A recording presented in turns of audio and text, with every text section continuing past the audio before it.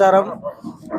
Andhra Pradesh working journalist federation జరుపుకోబోయే 4వ మహాసభలకు విశిష్ట అతిథిగా ఆహ్వానించినందుకు ప్రతి ఒక్కరికి పేరు పేరున హృదయపూర్వక నమస్కారాలు. అలాగే జర్నలిస్టులు అంటే సమాజంలో ప్రజలకి, అధికారులకి, అలాగే నాయకులకి మధ్య వారధి లాంటి వారు. ప్రభుత్వం ఏం చేస్తూ ఉండదు అనేది ప్రజలకి తెలియజేయడంలో ముందుంటారు.